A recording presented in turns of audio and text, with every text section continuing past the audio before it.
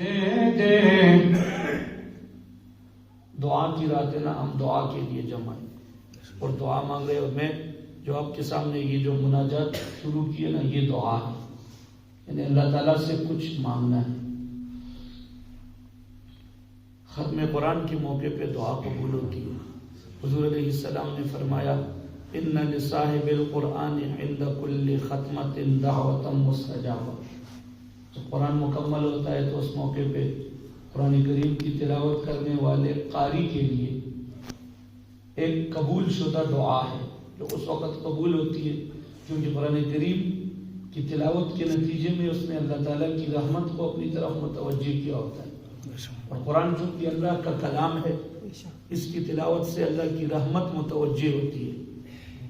اور اللہ کی رحمت کا فیض وہ سر عام ایسے چل رہا ہوتا ہے، اس میں فیاضی اور جود و سخا کا ایک ایسا سمندر سمجھے کہ وہ بہہ رہا ہوتا ہے کہ انسان اپنی مرضی کے مطابق اس سے جتنا،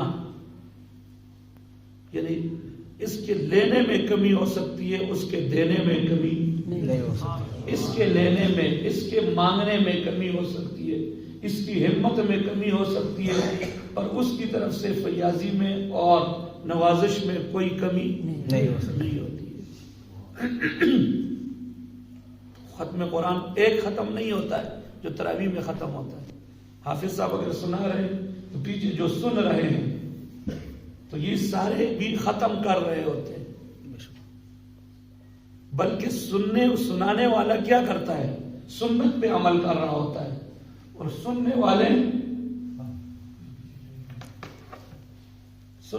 فرض پر عمل کر رہے ہوتے ہیں، کیونکہ سنانا سنت ہے اور سننا فرض ہے. تو وہ اور زیادہ مضبوطی کے ساتھ ایک حکم پہ عمل کر رہے ہوتے ہیں. ایک حافظ صاحب سنا رہے بہت سارے جو سن رہے ہیں، تو یہ ایک ختم نہیں ہے، یہ کئی سارے ختم ہیں. پھر حافظ صاحب جو سناتے ہیں تو وہ روزانہ تیاری بھی کرتے ہیں. تیاری ایک مرتبہ تو نہیں ہوتی ہے، وہ بار بار پڑھتے ہیں، جن کو سناتے ہیں تو وہ اور زیادہ ڈبل ہوتا ہے. پھر نمازی ویسے بھی رمضان میں قرآن کی تلاوت کا اہتمام تو کرتے ہیں. پھر رمضان کے مہینے میں اللہ کی رحمت ویسے بھی بہت زیادہ متوجہ ہوتی ہے، اور رمضان کا مہینہ ہو اور پھر اس کا آخری عشرہ ہو، اور آخری عشرے کی پھر طاق رات ہو. لیلۃ القدر متعین تو نہیں ہے، ہو سکتا ہے کہ وہ آج والی رات ہو، اور پھر سارے مسلمان ایک امید کے ساتھ بیٹھے ہوں اور اللہ تعالیٰ کے سامنے انتہائی توجہ انہماک رمضان کے سمجھے کہ روزے رکھ کے بالکل آخری دنوں میں اعمال زندہ کر کے مسلمان اس میں بن جاتا ہے. پھر سارے جب جمع ہوتے ہیں اور سب کی پوری توجہ اور یکسوئی کے ساتھ جب سارے اس مجمع کا جو ماحول بنتا ہے اور سارے پھر اللہ کے گھر میں آ کے اللہ سے مانگتے ہیں. کوئی شخص کمزور سے کمزور آدمی اس کے گھر میں کوئی مہمان آ جائے تو وہ اس کا کتنا اکرام کرتا ہے. تو اللہ تعالیٰ کے گھر میں یہ جو ابھی ہم بیٹھے ہوئے ہیں کس کے گھر میں؟ تو جو اللہ کے گھر میں بیٹھے ہوتے ہیں وہ کس کے مہمان ہوتے ہیں؟ تو پھر آپ اندازہ کریں مہمان کی ہر فرمائش جو ہے نا میزبان پوری کر لیتا ہے حتی الامکان، کیونکہ عام جو انسان ہے وہ تو بے بس ہے. انسانوں کے بس میں کچھ فرمائشیں پوری کرنے کی بساط اور طاقت ہے اور کچھ فرمائشیں انسان پوری نہیں کر سکتے. لیکن اللہ تبارک و تعالیٰ کی ذات تو عاجزی سے پاک ہے. ایسا نہیں ہے کہ اللہ تعالیٰ کسی کی کوئی فرمائش پوری نہیں کر سکے، تو اللہ تو کرتے ہیں. اور حدیث اسی عنوان کو میں کھولتا ہوں. حدیث قدسی ہے، اللہ تبارک و تعالیٰ حدیث قدسی اس کو کہتے ہیں. ویسے حضور علیہ السلام کی زبان اطہر سے نکلا ہوا کوئی بھی جو جملہ ہے، کوئی بات، ہم زندگی میں باتیں کرتے ہیں، کچھ باتیں ہم دین کی، جیسے ابھی میں دین کی باتیں کر رہا ہوں، تو کچھ باتیں ہم دنیا کی بھی کرتے ہیں. حضور علیہ السلام کی زبان سے جو لفظ نکلے، جو لفظ نکلے وہ دین ہے. سبحان اللہ. اور حضور جو قدم اٹھائے وہ سنت ہے. حضور جو سانس لے وہ انسانیت کے لیے مشعل راہ ہے. وہاں تو اس چیز کا تصور نہیں ہے کہ حضور کی زبان سے کوئی بات نکلے اور وہ الہوا ان هو الا وحی یوحی. جو پیغمبر کی زبان اقدس پر کلمہ جاری ہوتا ہے وہ اللہ کی طرف سے وحی ہے. لیکن کچھ وحی اس طرح ہے کہ حضور علیہ السلام اس کی نسبت اللہ کی طرف بیان نہیں کرتے، بات کرتے ہیں، یہ نہیں کہتے کہ اللہ نے فرمایا. اور کچھ ارشادات ایسے ہیں کہ حضور علیہ السلام فرماتے ہیں کہ اللہ نے فرمایا اور آگے بات شروع کرتے ہیں، تو اس کو حدیث قدسی کہتے ہیں. تو یہ حدیث قدسی ہے. اللہ تبارک و تعالی اس میں دینے کے حوالے سے کہ اللہ کیسے دیتا ہے اور دینے سے کتنا خوش ہوتا ہے، مانگنے سے کتنا خوش ہوتا ہے، اور جو لوگ اللہ سے مانگنا چھوڑتے ہیں اللہ اس پہ کتنا ناراض ہوتے ہیں. اور اللہ کسی کو دے تو اس سے اللہ کے خزانوں پہ کیا فرق پڑتا ہے اور اللہ کتنا دینے پہ قادر ہے، اس چیز کو اس حدیث قدسی میں بیان کیا. فرمایا لو ان اولکم وآخرکم وانسکم وجنکم وحیکم ومیتکم وغتبکم ویابسکم، تمہارے اولین اور آخرین. انسانوں کی تو یہ عادت ہے نا، انسان سے ہم بات کرتے ہیں.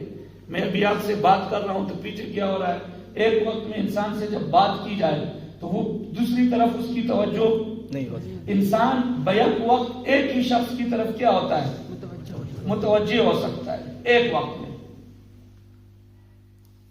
زیادہ کی طرف متوجہ نہیں ہو سکتا، دو آدمیوں کو جواب نہیں دے سکتا. لیکن اللہ تعالیٰ کی شان بڑی عجیب ہے، وہ اس سے اربہا درجے مختلف ہے.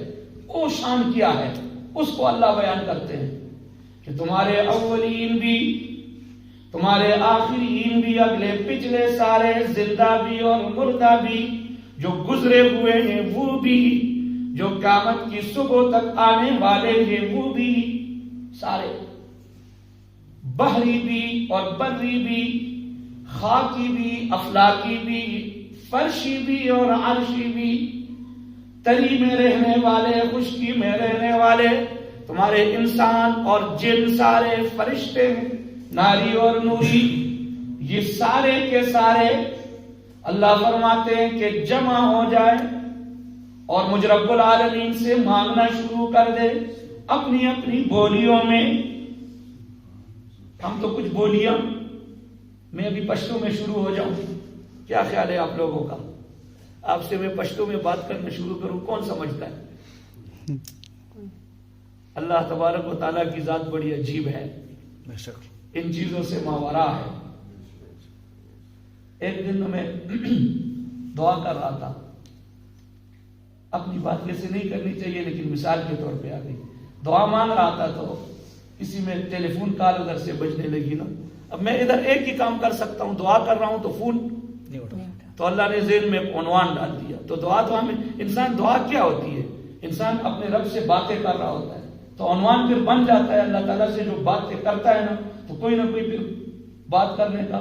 تو میں نے کہا یا اللہ، ہمارا تو یہ حال ہے کہ ابھی آپ کے سامنے ہاتھ اٹھائے ہیں اللہ، تو پھر فون نہیں اٹھا سکتے. اور آپ کی شان تو بڑی عجیب ہے یا اللہ، آپ کی شان تو اتنی عظیم ہے کہ یہ سارے لوگ جو حدیث بھی میں بیان کرنے لگا ہوں، اللہ اس میں وہی چیز بیان کرتے ہیں.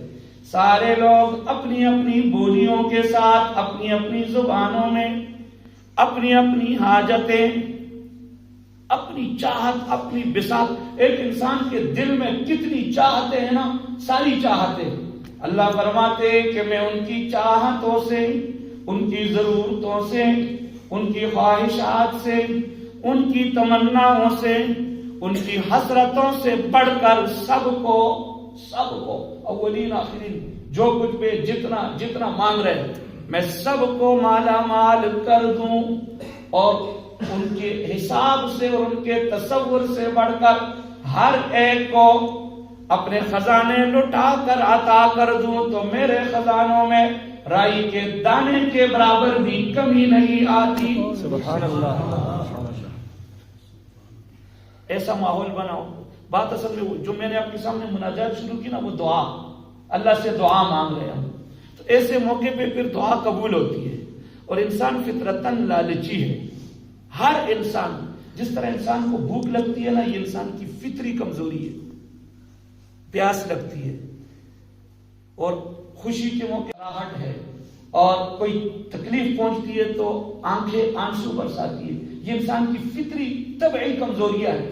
تو اسی طرح یہ جو لالچ ہے یہ بھی انسان کی فطری کمزوری ہے. انسان کو کچھ ملے نہیں تو اس میں دلچسپی، کچھ ملے تو انسان دلچسپی اس میں رکھتا ہے، یا کچھ نہ کچھ تو ملتا ہے.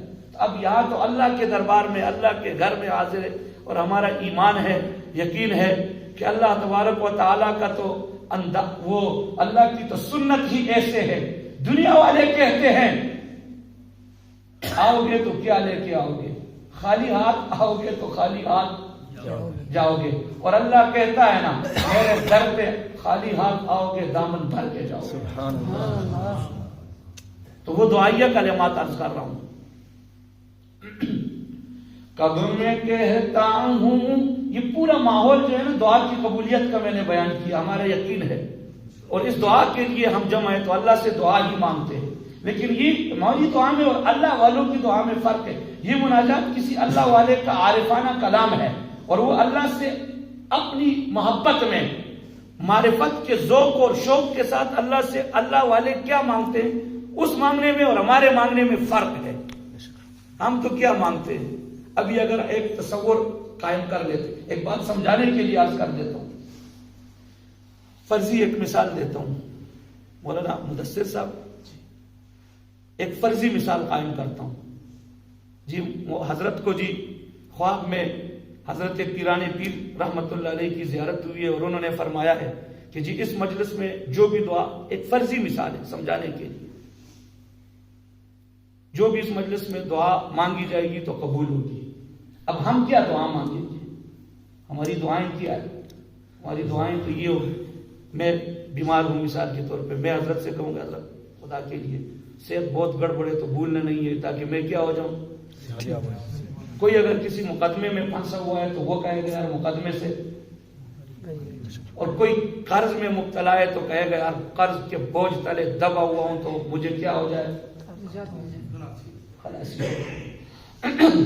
یہ ہمارا انتخاب ہے، یہ ہماری ترجیحات ہے، اور یہ ہماری سوچ کی بلندی ہے. ہم ادھر تک ہے بس، آگے تو ہماری سوچ نہیں، کیونکہ ہماری تربیت ہی ایسی ہے. زیادہ سے زیادہ وہ ایک شخص نے کہا نا، اپنے پیر اور مرشد کا ذکر کیا کہ میرے پیر مرشد کامل اللہ کے ولی ہے، وہ جو دعا بھی مانگتے ہیں تو وہ کیا ہوتی ہے؟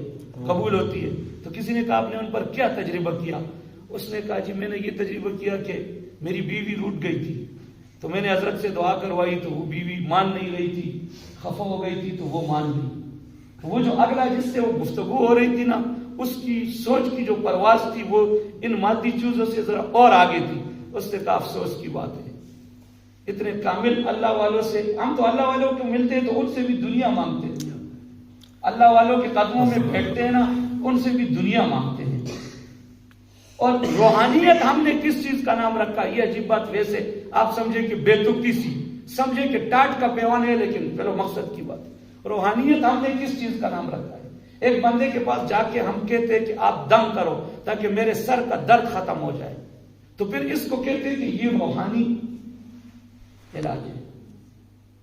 میں آپ کو ایک بات سمجھا دوں، یہ روحانی تو نہیں ہے، یہ تو جسم کا علاج ہے. سر میں درد ہو تو یہ کس چیز کا علاج ہے؟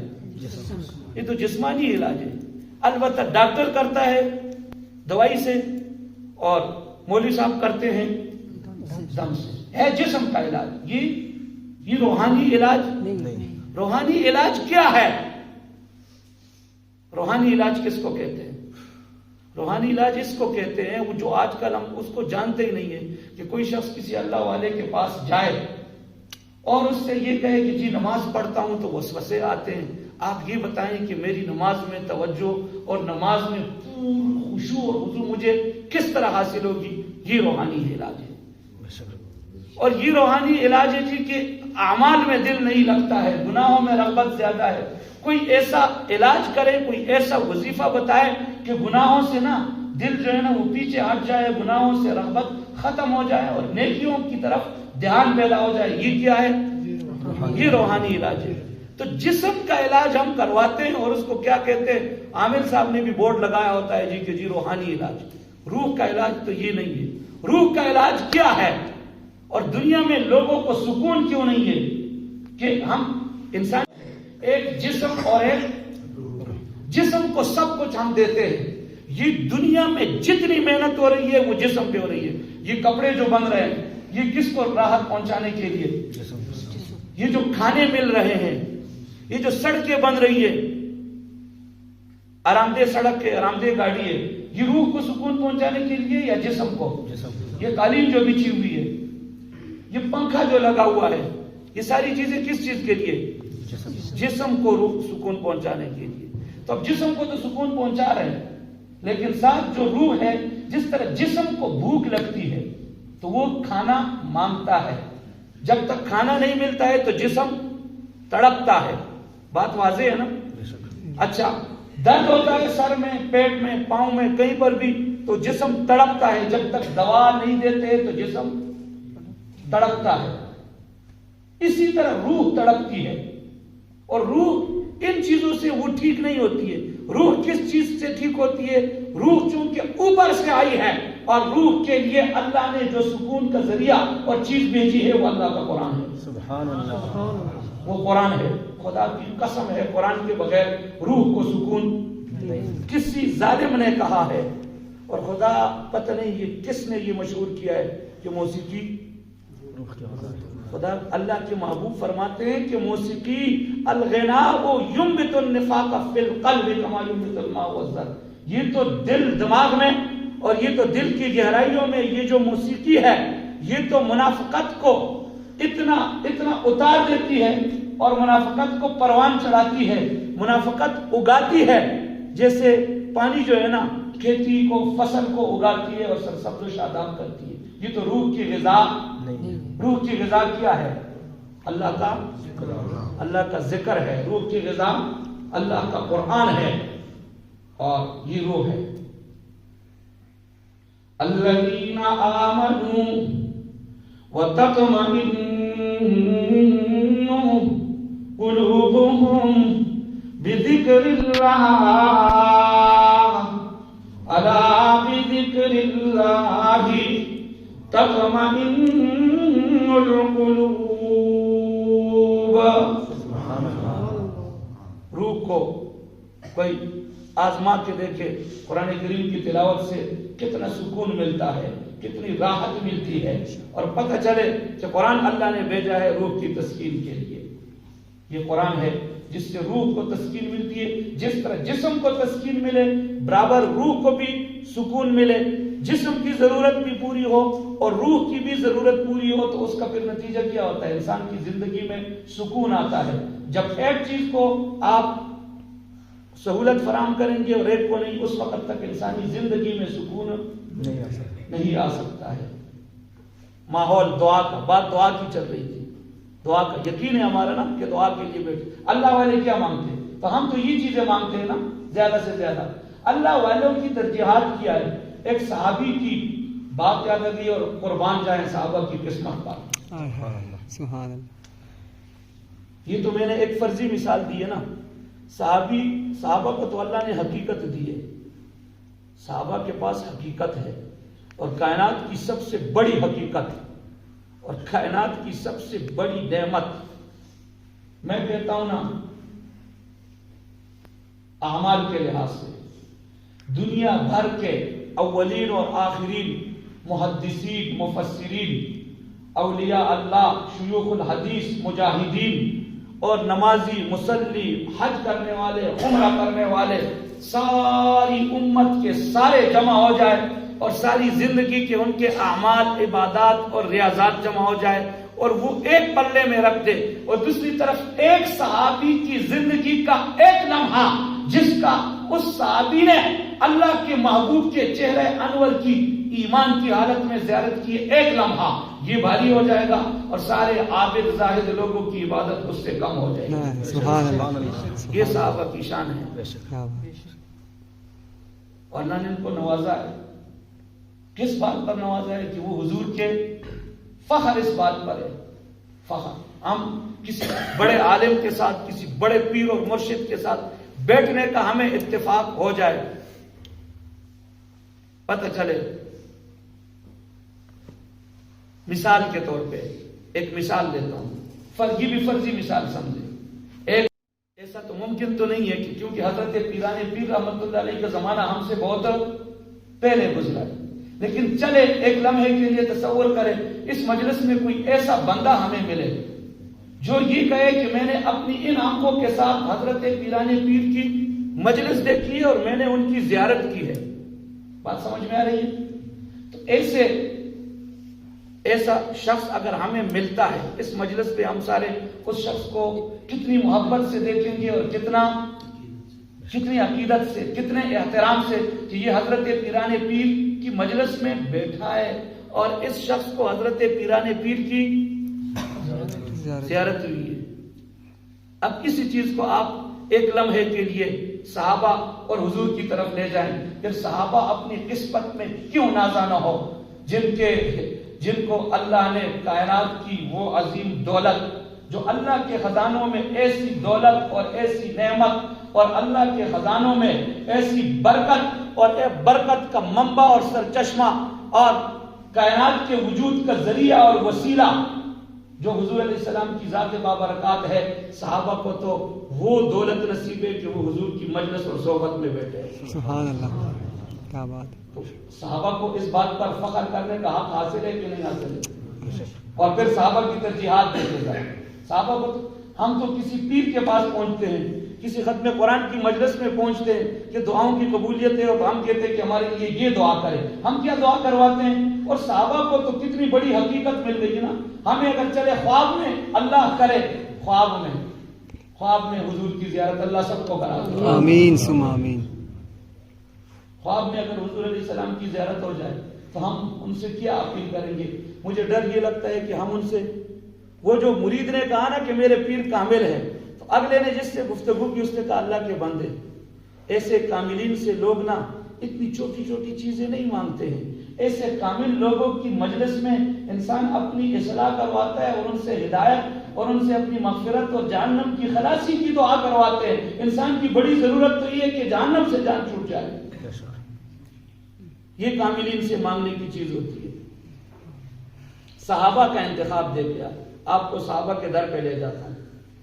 ایک فرضی مثال نہیں، دو مثالیں تو میں نے فرضی دی ہے نا، اب حقیقی مثال دیتا ہوں. اور صحابہ کی رسائی کائنات کی اس عظیم دولت تک ہے، اس پر آپ دیکھیں حیران ہو جائیں گے. ایک صحابی ہے، صحابی رسول صلی اللہ علیہ وسلم، اللہ کے محبوب کی خدمت کرتے ہیں. میں کسی پیر کی خدمت کرتا ہوں، کسی بزرگ کی خدمت کرتا ہوں، سفید ریش کو سہارا دیتا ہوں، ماں باپ کی خدمت کرتا ہوں، کسی عالم، کسی امام مسجد، کسی حافظ قرآن کی خدمت کرتا ہوں. میں اس پہ ناز کرتا ہوں، اس کے بدلے میں اللہ سے اجر مانگتا ہوں. صحابہ کی خدمت پہ قربان جائیں. صحابہ کے نصیب کتنے بلند ہیں. صحابی اللہ کے محبوب آمنہ کے لال کی خدمت کرتا ہے، سبحان اللہ. اور خدمت کر کے نا رحمت کا سمندر جوش میں آتا ہے. عجیب. میں کہتا ہوں کہ اس صحابی سے بڑا خوش نصیب کون ہوگا. اور کائنات میں نا میں سمجھتا ہوں کہ اتنی بڑی آفر کسی کو نہیں ہوئی ہوگی کہ براہ راست دربار رسالت سے آفر ہوتی ہے، مانگ میرے صحابی. کیا مانگتا ہے؟ میں اللہ کے حضور ہاتھ پھیلا کے اللہ سے آپ کے لیے مانگتا ہوں. اتنی بڑی آفر اگر کسی کو ہو جائے تو ہم نے، اگر ہم میں سے کسی کو ہو جائے، ہم میں سے، قرآن کریم کی ایک آیت ہے نا، قرآن کریم کی ایک آیت ہے وَلَا تَتَمَنَّوْا مَا فَضَّلَ اللَّهُ بِهِ بَعْضَكُمْ عَلَى بَعْضٍ. صحابہ کو اللہ نے یہ فضیلت دی کہ اللہ نے حضور کی صحبت ان کو دی اور ہمیں نہیں دی ہے. یہ تمنا کرنا بھی حرام ہے کہ ایک آدمی یہ کہے. ایک نعت بہت مشہور ہے، کہتے ہیں کہ کاش میں نبی کے زمانے میں ہوتا تو میں یہ کرتا، میں یہ کرتا. اس طرح علماء اور جو محققین ہیں وہ کہتے ہیں کہ اس طرح تمنا، قرآن کی اس آیت کی تفسیر بیان کر رہا ہوں. آج کے کسی دور کے شخص کو یہ تمنا کرنا جائز نہیں ہے، یہ ناجائز تمنا ہے. اور اس کی وجہ یہ ہے کہ ہم اگر اس زمانے میں ہوتے تو لازمی نہیں ہے، بہت مشکل بات ہے. اس زمانے میں کچھ لوگ صحابہ بھی بنے نا تو کچھ لوگ ابو جہل کی صف میں بھی کیا تھے، کھڑے تھے، شامل تھے. یہ تو اللہ کا ہمارے اوپر انعام ہے، بن دے کے ماں کی گود میں اللہ نے اسلام کی دولت سے نوازا۔ تو علماء نے لکھا ہے کہ اس طرح تمنا کرنا جائز نہیں۔ ہمارے ایک عالم دین ہے اور اس وقت بھی وہ زندہ ہے، بہت سارے ان کا اپنا واقعہ انہوں نے بیان کیا، بہت بامطلب کہانی ہے، اور انہوں نے منع کیا ہے کہ میرا نام نہیں لینا ہے، لیکن کہتے ہیں کہ میرے دل میں بہرحال یہ تمنا تو میں نے نہیں کی ہے کیوں ہے عالم، لیکن کہتے ہیں پھر بھی میرے دل میں بار بار یہ خیال آتا تھا کہ صحابہ نے حضور کے ساتھ کیسے وقت گزارا ہوگا، کس طرح زندگی گزاری ہوگی، وہ حضور پہ کیسے نچاور ہوئے ہوں گے، وہ حضور پہ کیسے قربان ہوئے ہوں گے۔ تو ایک عشق میں اور محبت میں یہ بہت سوچتا تھا۔ کہتے کہ ایک دن اللہ نے مجھے خواب دکھایا، خواب میں کہتے میں دیکھتا ہوں کہ حضور علیہ السلام ہے صلی اللہ علیہ وسلم، اور حضور علیہ السلام ایک یہ جو ہماری یہ پرانی گاڑیاں نہیں ہے جیپ، جو یہ پرانی جیپ ہے، ایک جیپ گاڑی پہ حضور علیہ السلام تشریف فرما ہے، اور اسی گاڑی میں پیچھے آگے فرنٹ سیٹ پہ خواب ہے نا، حضور تشریف فرما ہے اور پیچھے حضرت سیدنا ابوبکر صدیق اور حضرت سیدنا فاروق اعظم رضی اللہ تعالیٰ عنہما دونوں، اور کہتے میں بھی ساتھ ہوں۔ تو کہتے کہ اسی میں ڈرائیور نے آواز لگائی، خواب میں اب اللہ اصلاح کرتا ہے، بتاتا ہے کہ صحابہ کا اور باقی لوگوں کا فرق کیا ہے، بے شک، اور دل میں جو بات ہے نا وہ کھٹکا اللہ نکالتا ہے۔ تو کہتا ہے کہ میں اسی میں ڈرائیور نے آواز لگائی کہ گاڑی کی بریک فیل ہو گئی۔ اب ظاہر ہے کہ انسان کو احساس ہوتا ہے کہ کائنات کی وہ عظیم دولت وہ تشریف فرمائے اور بریک فیل ہو گئی، تو کہ ہر امتی بھی تو آخر امتی ہے نا۔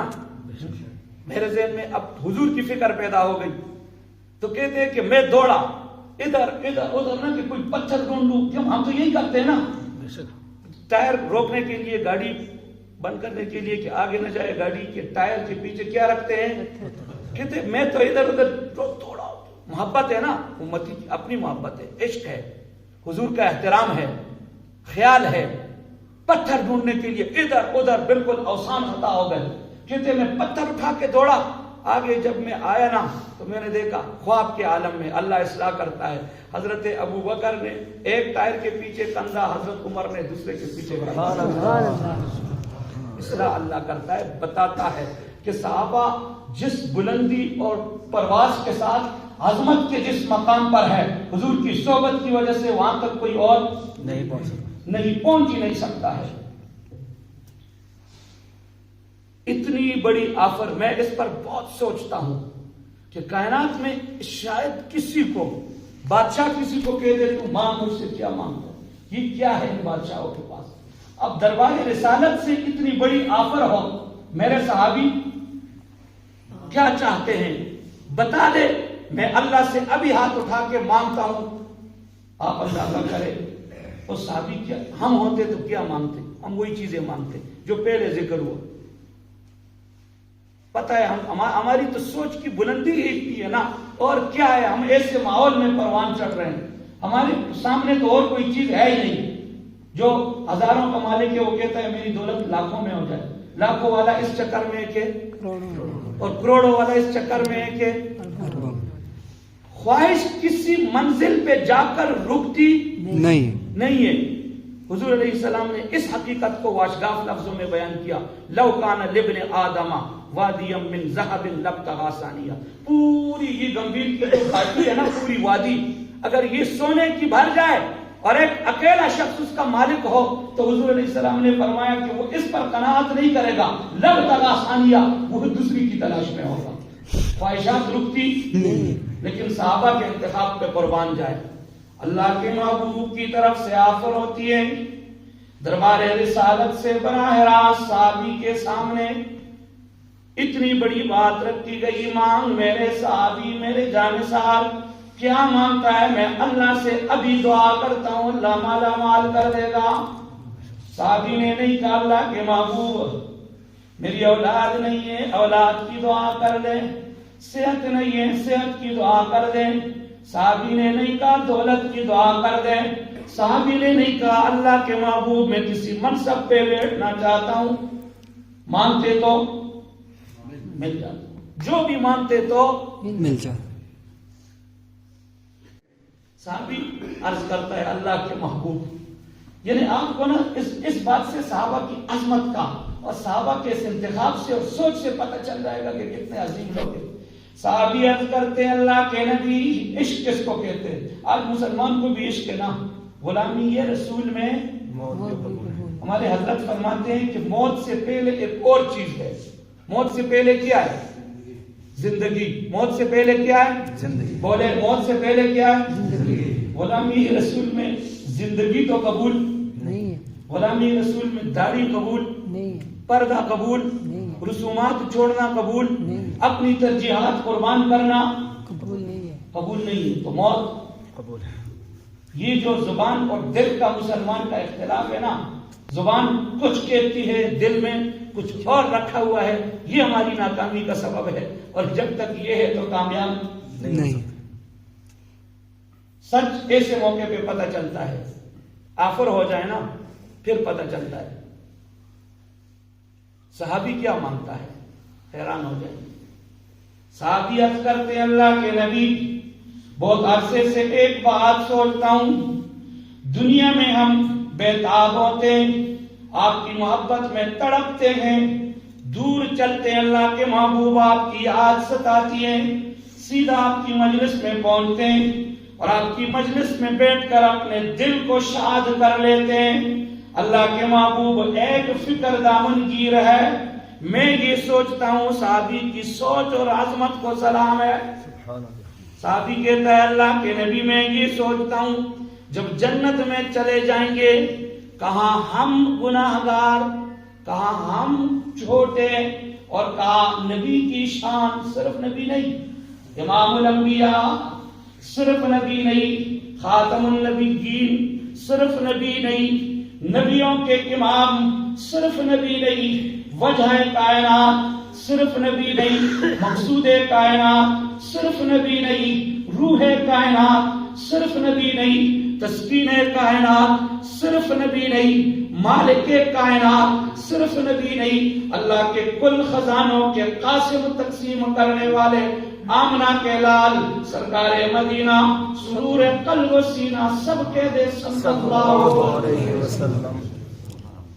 صحابی کہتا ہے کہ دل میں ایک پریشانی ہے کہ فرق بہت بڑا ہے، فرق ہم کہاں ہوں گے کیونکہ ہمارا مقام تو کچھ چھوٹا ہے اور نبی کا مقام بہت اونچا ہے. صحابی کہتا ہے اللہ کے نبی کی فکر دامن گیر ہے، یہاں تو بغیر روک ٹوک کے آپ کی مجلس میں آتے ہیں. اس عنوان کو میرا دل کرتا ہے تھوڑا سا اور کھول دوں. صحابی مجلس میں آتے ہیں اور اس مجلس میں آنے پر اللہ کا اپنے محبوب سے کیا ایک مکالمہ ہے اور کیا اللہ کی طرف سے ہدایات ہے. ایک نابینا صحابی ہے، پتہ نہیں یار بات بہت لمبی ہو رہی ہے.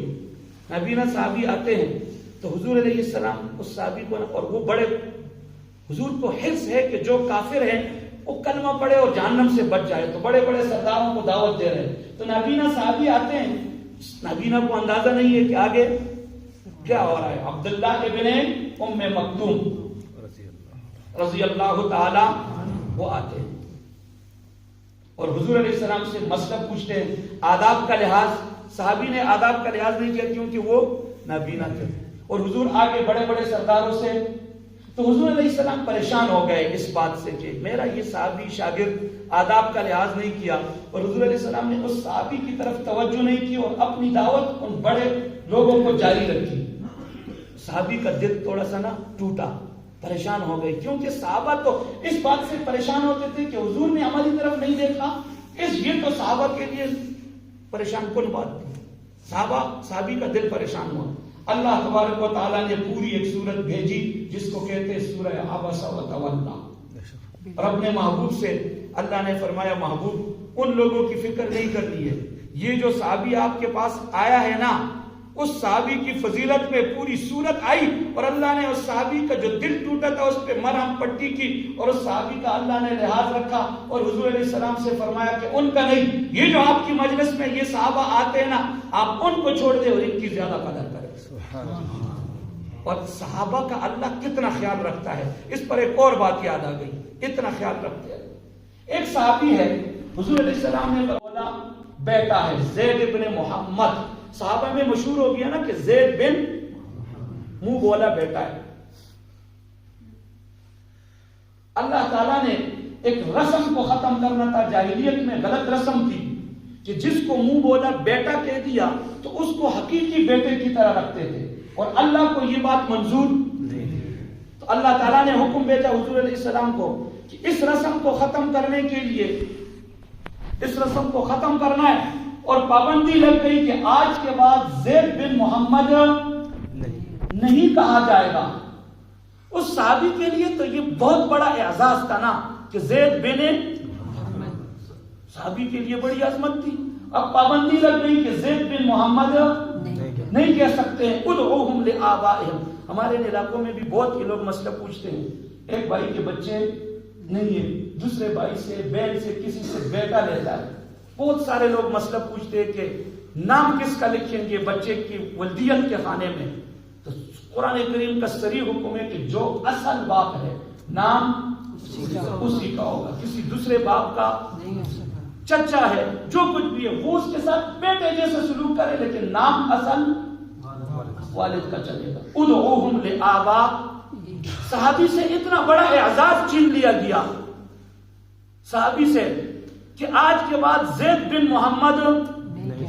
آپ اندازہ کریں کہ صحابہ کا اللہ کتنا خیال رکھتے ہیں، قرآن کریم میں کسی صحابی کا نام نہیں ہے۔ اس صحابی کا اللہ نے چونکہ وہاں سے حضور سے نام کٹ دیا کہ زید بن محمد نہیں کہہ سکتے، اور صحابی کا دل ٹوٹا، اللہ نے فرمایا جو دل ٹوٹا ہے نا تو اللہ تبارک و تعالیٰ نے اس صحابی کا نام قرآن میں ڈال کے اس صحابی کی دلجوئی کی، اور قرآن میں آیت بھیجی فلما قضى زید منها وطرا۔ سبحان اللہ، یہ جو صحابی کا نام اللہ نے قرآن میں رکھا ہے نا، یہ صحابی کا دل رکھنے کے لیے۔ آپ اندازہ کریں اللہ تعالیٰ صحابہ کا کتنا خیال کرتے ہیں۔ وَإِذَا جَاءَكَ الَّذِينَ يُؤْمِنُونَ بِآيَاتِنَا فَقُلْ سَلَامٌ عَلَيْكُمْ كَتَبَ رَبُّكُمْ عَلَى نَفْسِهِ الرَّحْمَةَ۔ محبوبی تیرے جانثار یا پہ جان قربان کرنے والے، اولاد ذبح کرانے والے، اپنی دولتیں لٹانے والے، اپنی جائیدادیں چھوڑنے والے، محبوبی آپ کے لیے سب کچھ قربان کرنے والے، جب آپ کی مجلس میں آتے ہیں آپ کے صحابہ تو ان کو اپنے رب العالمین کی طرف سے سلام پہنچا دے۔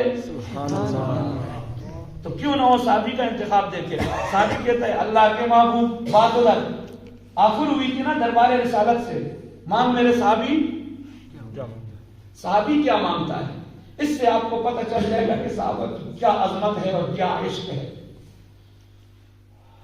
صحابی عرض کرتے اللہ کے نبی مقام کا بہت فرق ہوگا، درجے کا بہت فرق ہوگا، دنیا میں تو بغیر روک ٹوک کے آپ کی مجلس میں آتے ہیں، آپ کے چہرے انور کے دیدار سے اپنے دل کو تسکین پہنچاتے ہیں، لیکن جب جنت میں چلے جائیں گے پھر یہ پریشانی ہے، آپ اونچے مقام پر ہوں گے، ہم خادم اور غلام کہیں نچلے درجے میں ہوں گے، اب آپ کی زیارت اور آپ کے دیدار کا کیا بنے گا۔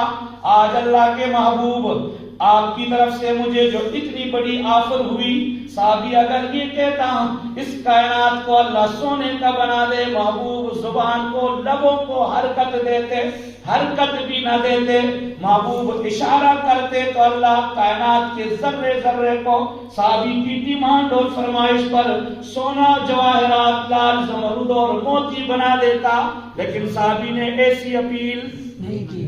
اللہ کے محبوب بس چاہت یہی ہے، اگر مجھے اتنی بڑی آفر ہوئی ہے، آج میں کائنات کا خوش قسمت ترین انسان ہوں کہ دربار رسالت سے مجھے یہ آفر ہے، مانگ میرے غلام کیا مانگتا ہے، تو پھر میری ترجیحات کیا ہے، میرا عشق کیا ہے، میری محبت کیا ہے اور میرا انتخاب کیا ہے۔ میں کہتا ہوں کائنات کے سارے خزانوں کو، سارے نصیب والوں کی خوش قسمتیوں کو اور سارے عظمت والوں کی عظمتوں کو صحابی کے صرف اس ایک انتخاب پر قربان قربان کر دیا جائے تو کم ہے کہ صحابی عرض کرتا ہے اللہ کے محبوب آج کے اس موقع پہ آپ اللہ سے یہ دعا کر دے کہ ہم جنت میں آپ کی مصاحبت سے، آپ کی رفاقت سے، آپ کی مجلس میں آنے سے اور آپ کے دین اللہ سے یہ مانگے کہ اللہ ہمیں جنت میں بھی آپ کے ساتھ رکھے۔ سبحان اللہ۔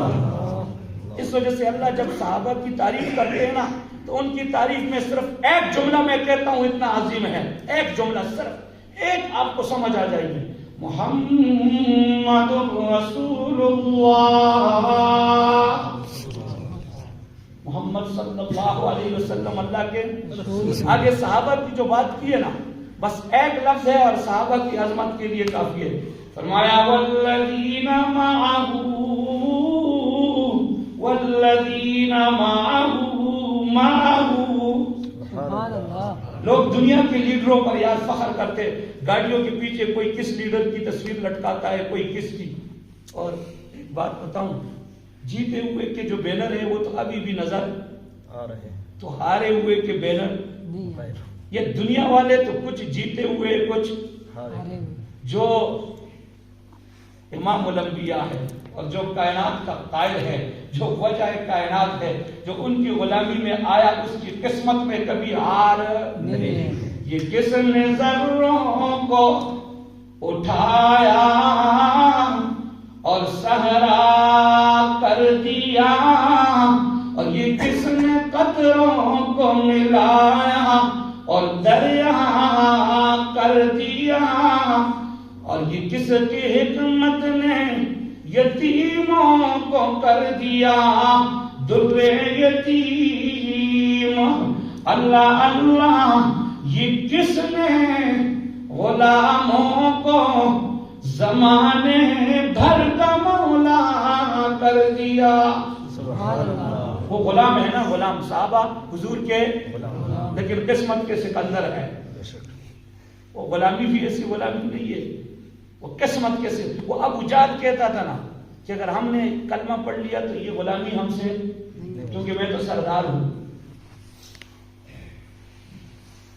لیکن بلال آیا، اے سبحان اللہ۔ اب صدیق اکبر کی شان بیان کرے، وہ تو افضل البشر بعد الانبیاء ہے۔ اب حضرت بلال کی شان بیان کرے، صحابی رسول جو خلیفہ اول نہیں ہے، ایک صحابی عام صحابی ہے، لیکن پیغمبر کی غلامی میں آ گیا نا تو حضرت بلال کی عظمت کیا ہے، چلتا زمین کے اوپر ہے، پاؤں کی آہٹ جنتوں میں سنائی دی۔ سبحان اللہ، یہ شان اللہ نے صاحب۔ آپ مجھے یہ بتائیں، ہمارے استاد جہنم سے خلاصی مانگے، اللہ سے ہم جنت مانگے، اور اللہ سے جنت میں اللہ کے محبوب کا دیدار مانگے۔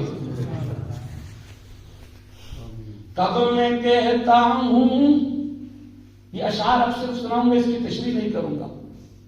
کب میں کہتا ہوں کہ مجھے تاج شانہ دے دے، بس اپنی دہلیز پہ رہنے کو۔ اللہ کی دہلیز کیا ہے؟ یہ جو سجدہ لگاتے ہیں نا، یہ جو مسجد میں آتے ہیں، اور جو بیمار ہیں، جو عورتیں جو مسجد میں نہیں آتے، تو مسجد صرف یہ نہیں ہے کہ اللہ کا گھر ہے، جو جہاں حضور علیہ السلام فرماتے ہیں کہ مجھے اللہ نے جو فضیلتیں عطا کی ہے نا، ان فضیلتوں میں اور امتیازات میں ایک یہ ہے کہ جعلت لی الارض مسجدا وطہورا، مسجد کے جس خطے پہ، جس ٹکڑے پہ انسان جبین نیاز جھکا کر اللہ کے سامنے سر و سجود ہوتا ہے نا، یہ اس کے لیے اللہ کی دہلیز ہے۔ اور اس پہ کوئی دربان، کسی کی سفارش کی ضرورت نہیں۔ آپ بادشاہوں کے پاس جائیں نا، کسی بادشاہ کے دربار پہ آپ جائیں، پتہ چلے اجازت لینی پڑتی ہے، پتہ نہیں کیا کیا کرنا پڑتا ہے، سفارش ڈھونڈنی پڑتی ہے۔ اللہ کے در پر آنے کے لیے کسی کی کوئی سفارش نہیں۔ اللہ سے تو ایسے مانگتے ہیں۔ بادشاہ ایک گیا شکار کو، اب تک تو نہیں گئے جی؟ نہیں، بادشاہ گیا شکار کرنے کو، راستہ بھول گیا تو جنگل میں یقین ہو گیا کہ اب مجھے راستہ نہیں ملے گا، تو آخری سانس سے گرنے لگا کہ کب پتہ نہیں کوئی درندہ آ کے مجھے ہڑپ کر لے گا، میری زندگی کا چراغ بجھ جائے گا، کہانی ختم ہو جائے گی. انسان تو یہی ہے نا، اور کیا ہے. میں اہم تھا، یہ وہم تھا. یہ دنیا کے جتنے بادشاہ گزرے ہیں نا، یہ یہی سمجھتے تھے کہ ہمارے بغیر دنیا کا نظام نہیں چلتا، لیکن کسی کے جانے سے کوئی فرق نہیں پڑتا، دنیا کا نظام اسی طرح چلتا. میں اہم تھا، یہ وہم تھا. یہ ہم سب ہے، سب کے ساتھ یہ وہم لگا ہوا ہے. اچانک نظر پڑی، ایک بوڑھے بابا جی ہے اور ایک جھونپڑی ہے. بادشاہ کی زندگی میں ایسے خوشی کی لہر دوڑ گئی، زندگی کے آثار نمایاں ہو گئے. بابا جی کو کہا رات گزارنے کی جگہ دے دو، تعارف کرایا کہ میں کیا ہوں، بادشاہ ہوں. خوش ہو گیا جی کہ زندگی بچ گئی. رات گزاری، صبح کو بابا جی ساتھ ہو گئے جی، باہر لے جا کے چھوڑ دیا آبادی میں. بادشاہ نے کہا بھی بات کی ہے، تم نے میرا بڑا اکرام کیا ہے، لیکن جب شہر میں آ جاؤ نا کبھی ہمیں بھی کیا کرو، موقع تو خدمت کا مل لو، ہم بھی خدمت کر دیں گے. تو ایک دن بابا جی کے دل میں خیال آیا چلو جی، وہ بادشاہ سے تعارف ہو گیا ہے، بڑی بات ہے، آج شاہی دربار میں چلتے ہیں، دیکھتے ہیں کہ ادھر کیا ہوتا ہے، ذرا ملاقات کراتے ہیں. بابا جی چلے گئے. بادشاہ نے بڑا اکرام کیا، پاس ٹھہرایا اور اس کمرے میں ساتھ سلایا نا جہاں وہ خود سوتا تھا. اب بابا جی کو جاتے ہوئے گھر سے بڈھی نے کافی ساری چیزیں بتائی ہے کہ جب آپ کا بادشاہ اکرام کرے گا تو یہ چیزیں ساتھ. ظاہر ہے انسان، وہ لالچ کی بات میں نے کی تھی. پھر خواتین میں وہ مشہور ہے نا کہ وہ بندہ جا رہا تھا پھانسی پہ لٹکنے کے لیے، تو جاتے جاتے بیوی نے کہا کہ اگر بچ گئے نا واپسی پر میرے لیے کوئی پتلی جوڑا منگوایا ہے، شال پتلی کوئی چیز. تو بڈھی نے بھی اس سے کوئی بھی فرمائش کر دی کہ کچھ لانا ہے، آپ کو اتنے انعامات ملیں گے. دل میں سوچا ہے کہ بادشاہ تو بڑا مجھے نوازے گا. اگر پوچھا کہ کیا چاہیے، پوچھا بات وہی ہے، تو اپنے دل میں ایک لسٹ بنائی ہے کہ میں کہوں گا یہ چاہیے، یہ چاہیے اور اچھا جی. رات کو سو گئے جی. اس زمانے کے بادشاہ بھی بڑے زبردست ہوتے تھے. صبح کو بابا جی ذرا رات کی آخری پہر نا کمبل ایسے ذرا اٹھایا نا، آنکھ کھلی تو دیکھا ہے کہ وہ بادشاہ بابا جی سے پہلے اٹھا ہوا ہے اور اس نے نماز پڑھی ہے، جائے نماز پہ بیٹھا ہوا ہے، تہجد سے فارغ ہے اور اس نے ہاتھ اٹھایا ہے اور وہ اللہ سے مانگ رہا ہے. بابا جی نے کہا کہ یار ادھر آ کے تو ایک اور فائدہ ہو گیا. مانگنا تو بادشاہ سے تھا لیکن یہ کہانی غلط ہے، یقین بن گیا. اب نا کہا کہ مانگنا تو اب ادھر سے جہاں سے بادشاہ بھی مانگ رہا ہے. ہوں کہ مجھے تاج شانہ دے دے، بس اپنی دہلیز پہ رہنے کو. جو اپنے تراویح کی نماز پڑھی ہے نا، یہ اللہ کی دہلیز ہے. یہ جو ہم فرض نماز پڑھتے ہیں نا اور اللہ کے سامنے سر بسجود ہوتے ہیں، جبین نیاز جھکاتے ہیں، یہ اللہ کی دہلیز ہے. اور جسے اللہ محبت کی نگاہ سے دیکھتا ہے اپنے سامنے اس کو سر جھکانے کی توفیق دیتا ہے.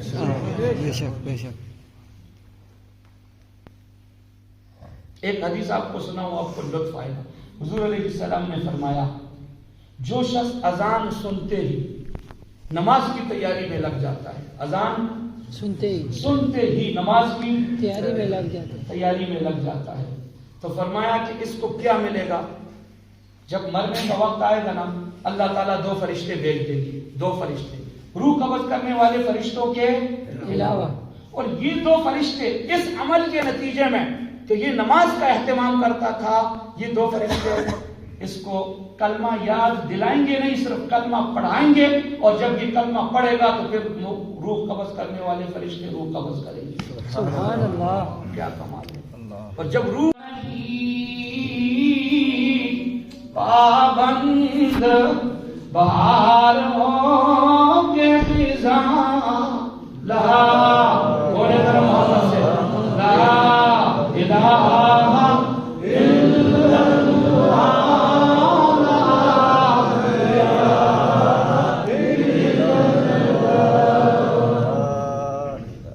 جامعہ مسجد دورہ کا مولوی کلمہ نہیں پڑھتے. اور لوگ اس طرح بھی کہتے ہیں کہ وہ کلمہ پڑھنے کی بات تو بہت، چلو یار یہ بہت کم بات ہے. ہم نے ایسے لوگوں کو بھی قسم ہے سنا ہے کہتے ہیں کہ یہ جو وابی لوگ ہیں یہ کلمہ نہیں. ایسے بھی سنا ہے کہ کلمہ نہیں مانتے. استغفر اللہ. کچھ خدا کا خوف کرنا چاہیے. اللہ کے سامنے جانا ہے. کلمہ پڑھ رہا ہوں نا، آپ بھی پڑھ رہے ہیں لا الہ الا اللہ محمد رسول اللہ صلی اللہ. کیا ہوا امت کو، کیا ہوا اور کس نے اس دلدل میں پھنسایا؟ اس پر جتنا رویا جائے کم ہے. بے شک. تیرا میرا سبحان اللہ. خدا کے لیے یہ دور وہ نہیں ہے، یہ وہ دور نہیں ہے کہ اس دور میں لوگ اللہ کے وجود کا انکار کرتے ہیں. دہریہ قسم کے لوگ پیدا ہوئے، دہریہ قسم کے. اور ادھر مولوی دوسرے پہ فتویٰ لگاتا ہے کہ یہ کلمہ نہیں مانتے. صرف اتنا فرق ہے کہ نماز کے بعد اونچا پڑھو یا صرف پڑھنے کی بات ہے. کس کی؟